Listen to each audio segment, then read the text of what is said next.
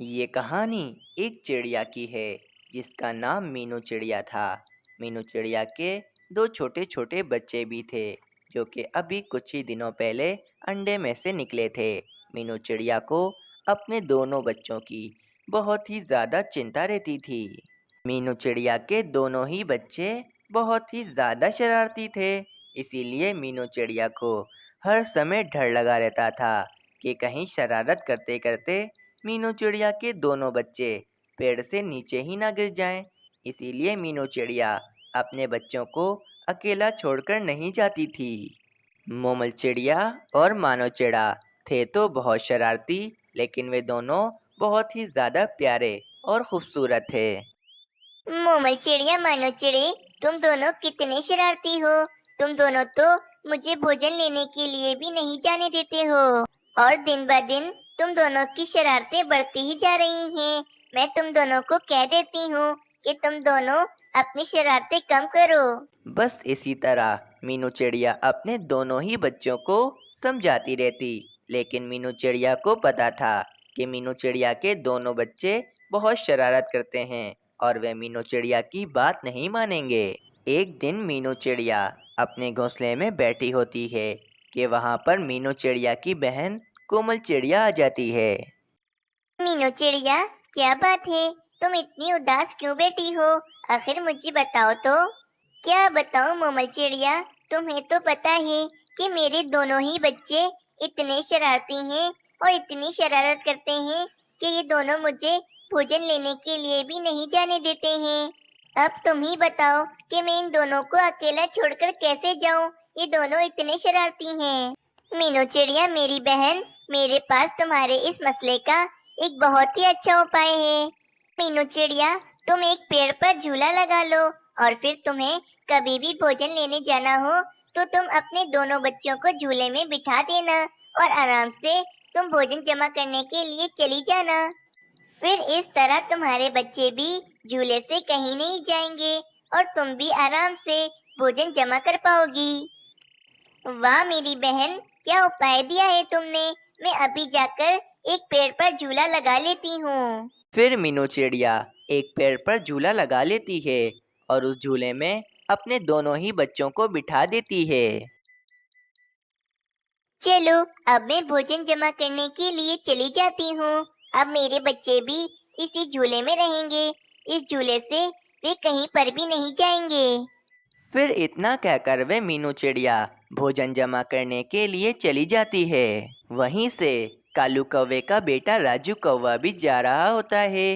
राजू कौवे की नज़र उस झूले पर पड़ती है तो वे राजू कौवा फौरन उस झूले के पास आता है। वाह भाई, क्या मस्त झूला लगाया है।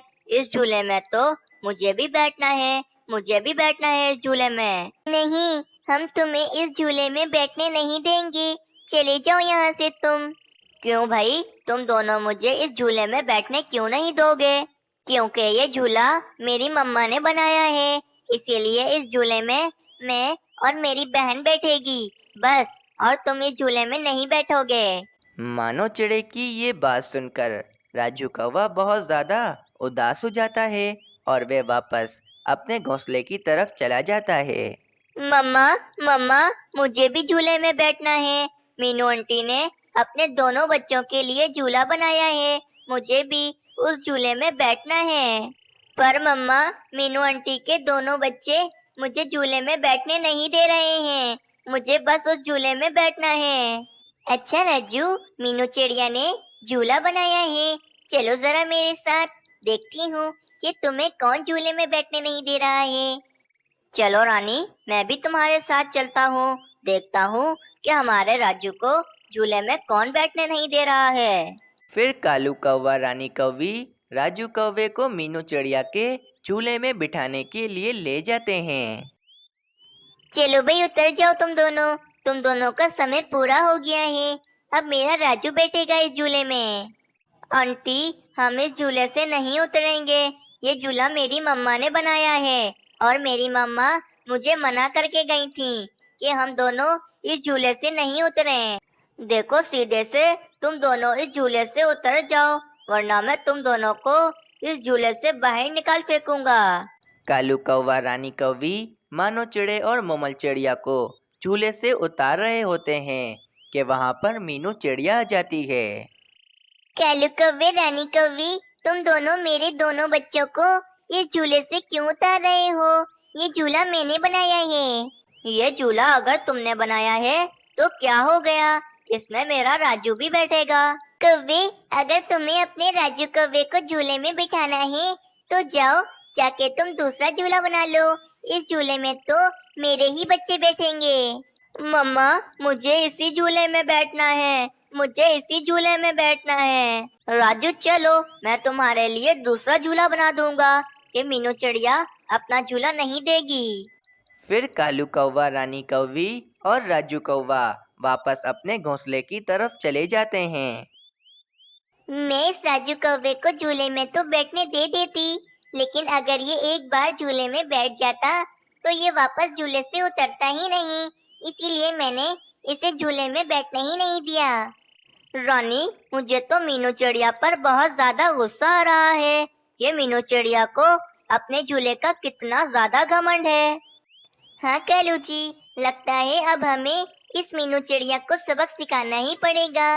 राजू, तुम बिल्कुल भी चिंता मत करो, मैं और तुम्हारे पापा तुम्हारे लिए एक दूसरा झूला बना देंगे। मम्मा, मैं जा रहा हूँ अपने दोस्तों के साथ खेलने के लिए, थोड़ी देर में वापस आ जाऊंगा। इतना कहकर वे राजू कौवा वहां से चला जाता है। रानी, इस मीनू चिड़िया ने मेरे बेटे को झूले में ना बिठाकर बहुत बड़ी गलती करी है। मैं इस मीनू चिड़िया को नहीं छोड़ूंगा। कालू जी, मैं तो कहती हूँ कि आज रात को हम मीनू चिड़िया का झूला जला ही डालते हैं। हाँ रानी, ये ठीक रहेगा। आज रात को हम मीनू चिड़िया का झूला जला देते हैं। रात हो जाती है। राजू कौवा मीनू चिड़िया के पास आता है और मीनू चिड़िया से कहता है, मीनू आंटी, मुझे आपका झूला झूलना है। आप मुझे प्लीज अपने झूले में बैठने दो। ठीक है राजू कौवे, जाओ, तुम जाके मेरे झूले में बैठ जाओ। आपका बहुत बहुत शुक्रिया मीनू आंटी, मैं बस थोड़ी देर झूले में बैठकर उतर जाऊंगा। फिर वे राजू कौवा झूले में बैठने के लिए चला जाता है। वाह भाई वाह, इस झूले में कितना मजा आ रहा है। मुझे तो अब नींद आने लगी है। चलो, मैं इसी झूले में सो जाता हूँ। फिर वे राजू कौवा उसी झूले में आराम से सो जाता है। कुछ देर में रानी कौवी और कालू कौवा भी वहां पर आ जाते हैं। रानी, चलो इस मीनू चिड़िया के झूले को जला डालो। अंधेरे की वजह से कालू कौवे और रानी कौवी को अपना बेटा राजू कौवा दिखाई नहीं दे रहा था, क्योंकि राजू कौवा बहुत ज्यादा काला था। फिर वे रानी कौवी मीनू चिड़िया के झूले में आग लगा देती है और देखते ही देखते पूरे झूले में आग लग जाती है और वे राजू कौवा भी उसी आग में जलने लगता है। उसी समय मीनू चिड़िया भी वहां आ जाती है। मीनू चिड़िया कहती है, रानी कौवी, कालू कौवे, ये तुम दोनों ने क्या कर दिया? इस झूले में तो तुम्हारा बेटा राजू कौवा था। मीनू चिड़िया की ये बात सुनकर कालू कौवे और रानी कौवी की पैरों तले जमीन ही खिसक जाती है और कालू कौवे और रानी कौवी को अपने किए की सजा मिल जाती है। प्यारे दोस्तों, इस कहानी से हमें ये सीख मिलती है कि जो दूसरों के साथ बुरा करना चाहते हैं उनके साथ खुद ही बुरा हो जाता है। और आप सबको ये कहानी कैसी लगी हमें कमेंट में ज़रूर बताएं। आप सब ने अभी तक हमारा चैनल सब्सक्राइब नहीं किया है तो जल्दी से जाकर हमारा चैनल सब्सक्राइब कर दें। रुको रुको रानी, कैसे भोजन खा रही हो? ऐसा लग रहा है कि तुमने सालों से कोई भोजन न खाया हो। रानी, ये भोजन मैंने बारिशों के दिनों के लिए जमा किया था और ये भोजन तुम अभी से ही खाकर खत्म कर रही हो, तो फिर हम बारिश के दिनों में क्या भोजन खाएंगे? ये मुझे नहीं पता कालू जी, अब तो मैं सारा भोजन खा चुकी हूँ। बारिश के दिनों में आप दोबारा से किसी पक्षियों से भोजन मांग कर ले आना। कालू जी, मीनू चिड़िया ने बारिश के दिनों के लिए काफी सारा भोजन इकट्ठा कर कर रखा होगा, हम मीनू चिड़िया का ही भोजन चुरा लेंगे। हाँ रानी, वैसे भी अब हम क्या कर सकते हैं? तुमने सारा भोजन जो खा लिया है, अब हमें मीनू चिड़िया का ही भोजन चुराना पड़ेगा। कुछ ही देर में आसमान पर काली काली घटाएं छाने लगती हैं और कुछ ही देर के बाद बारिश होना शुरू हो जाती है। जंगल के और पक्षी अपने परिवार के साथ अपने घरों में आराम से बैठे हुए होते हैं, क्योंकि सभी पक्षियों ने अपने घरों में काफी सारा भोजन जमा किया हुआ था। और जो कालू कौवे ने भोजन जमा किया था, वे सारा भोजन तो वे रानी कौवी खा गई थी। इस कारण वे कालू कौवा काफी परेशान था कि वे कालू कौवा अब भोजन कहाँ से लाएगा। मीनू चिड़िया ने भी अपने घर में काफी सारे गंदम के दाने जमा किए हुए थे। अब मीनू चिड़िया को बिल्कुल भी चिंता नहीं थी। मीनू चिड़ी, हमारे पास 2-3 दिनों तक का भोजन तो है और 2-3 दिन के बाद तो बारिश भी रुक जाएगी। हाँ मम्मा, आप बहुत मेहनती हो। देखना, मैं भी बड़ा होकर खूब मेहनत करूँगा। रानी, अब मुझे बहुत भूख लग रही है। बारिश भी शुरू हो गई है। अब अगर मैं किसी पक्षी के घर पर जाकर भोजन मांगूंगा तो वह मुझे बिल्कुल भी भोजन नहीं देगा। कैलू जी, मीनू चिड़िया सो गई होगी। चलो मीनू चिड़िया के घर पर जाते हैं और मीनू चिड़िया का सारा भोजन चोरी कर लेते हैं। इतना कहकर कालू कौवा और रानी कौवी मीनू चिड़िया के घर की तरफ चले जाते हैं। रानी, वो देखो, मीनू चिड़िया ने कितने सारे गंदम के दाने जमा किए हुए हैं, लेकिन मैं ये गंदम के दाने आखिर कैसे चुराऊं? हाँ कालू जी, मीनू चिड़िया का घर का दरवाजा तो बंद है। अब हम मीनू चिड़िया के ये गंदम के दाने आखिर कैसे चुराएंगे? फिर कालू कौवे के दिमाग में एक शातिर योजना आती है और वे कालू कौवा अपनी योजना रानी कौवी को बताता है।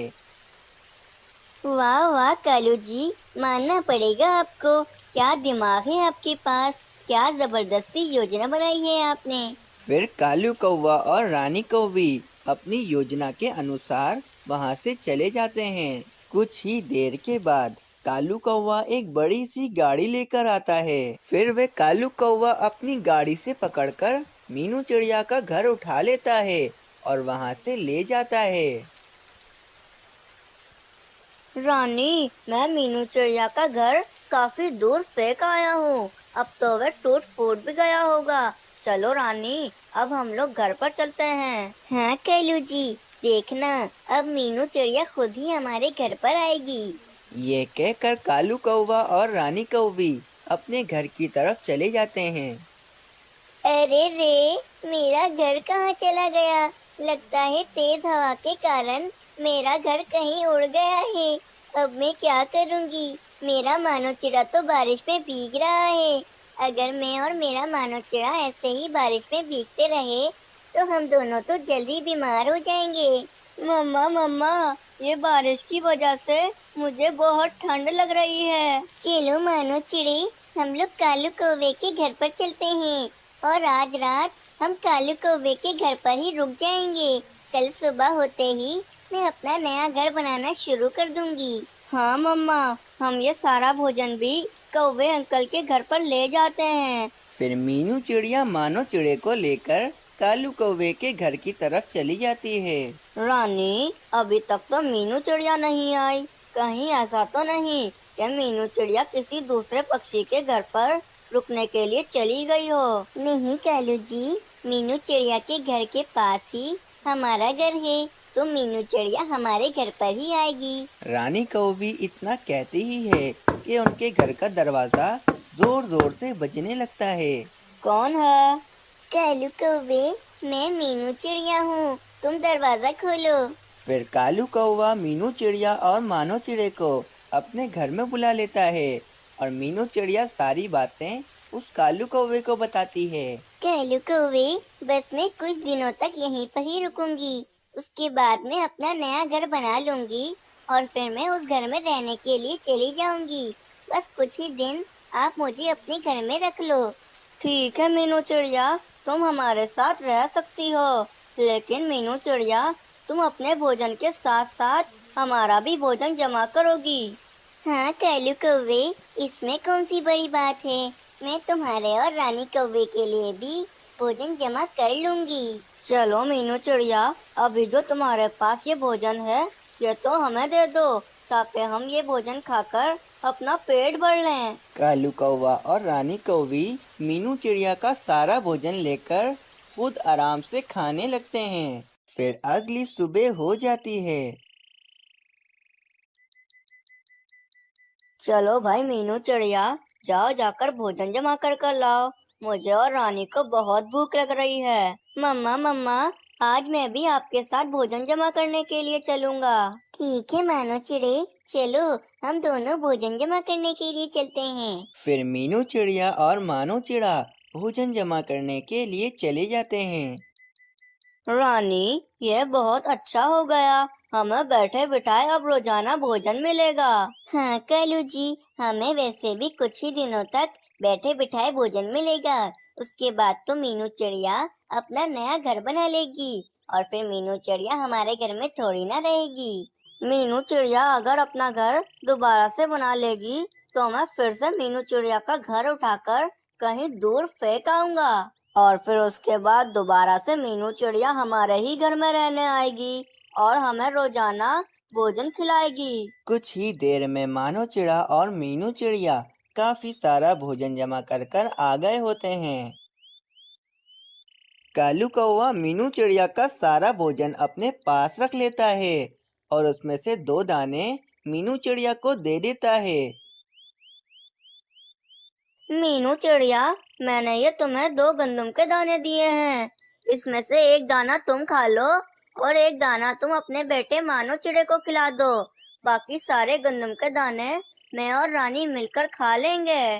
कालू कौवे की ये बात सुनकर मीनू चिड़िया काफी उदास हो जाती है, लेकिन मीनू चिड़िया कुछ भी नहीं बोलती। बेचारी मीनू चिड़िया अपना एक गंदम का दाना भी अपने बेटे मानो चिड़े को खिला देती है और खुद भूखी रह जाती है। चलो कालू कौवे, अब मैं चलती हूँ। मुझे जाकर तिनके भी जमा करने हैं और अपना नया घर बनाना शुरू भी करना है। फिर वे मीनू चिड़िया और मानो चिड़ा अपना घर बनाने के लिए चले जाते हैं। अगली सुबह हो जाती है। मीनू चिड़िया और मानो चिड़ा भोजन जमा करने के लिए चले जाते हैं। मानो चिड़े, जब तक तुम यहाँ से गंदम तोड़कर इकट्ठा करो, मैं थोड़ा आगे जाकर चावल भी जमा कर लेती हूँ। ठीक है मम्मा, मैं यहाँ से गंदम जमा कर घर चला जाऊंगा, उसके बाद आप चावल जमा कर घर आ जाना। हाँ ठीक है मानो चिड़े, चलो अब मैं जाती हूँ चावल जमा करने। मीनू चिड़िया थोड़ा आगे चावल जमा करने के लिए चली जाती है और मानो चिड़ा गंदम तोड़कर जमा कर रहा होता है कि मानो चिड़े की नजर सामने लाल जहरीले पौधों पर पड़ती है। सामने वे लाल पौधे कौन से हैं? दिखने में तो बहुत सुंदर लग रहे हैं। चलो मैं ये पौधे भी तोड़कर घर ले जाता हूँ। फिर वह मानो चिड़ा लाल जहरीले पौधे तोड़ लेता है।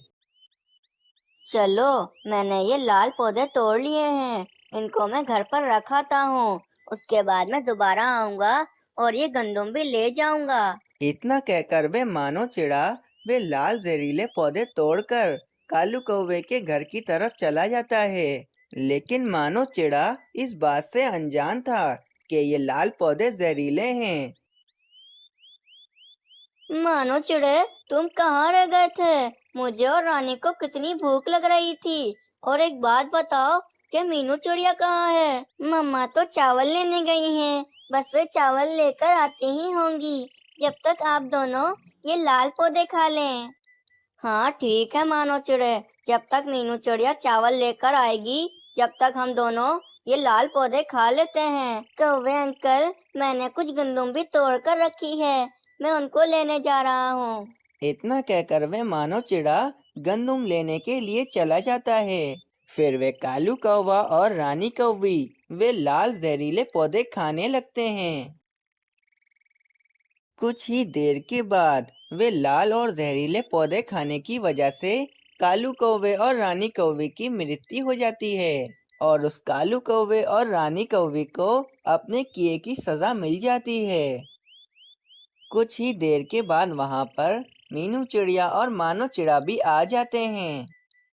मानो चिड़े, ये कालू कौवा और रानी कौवी तो मर चुके हैं, लेकिन ये अचानक कैसे मर गए? फिर मीनू चिड़िया की नजर सामने लाल जहरीले पौधों पर पड़ती है, तो मीनू चिड़िया समझ जाती है कि ये कालू कौवे और रानी कौवी की मौत ये जहरीले पौधे खाने की वजह से ही हुई है। फिर इस तरह कालू कौवे और रानी कौवी को अपने किए की सजा मिल जाती है और अब कालू कौवे का घर मीनू चिड़िया का हो गया था और मीनू चिड़िया और मानो चिड़ा उस कालू कौवे के घर में आराम से रह रहे होते हैं। प्यारे दोस्तों, अगर आप लोगों को ये कहानी पसंद आई तो हमारे चैनल को सब्सक्राइब करें और हमें कमेंट कर बताएं कि आप लोगों को ये कहानी कैसी लगी।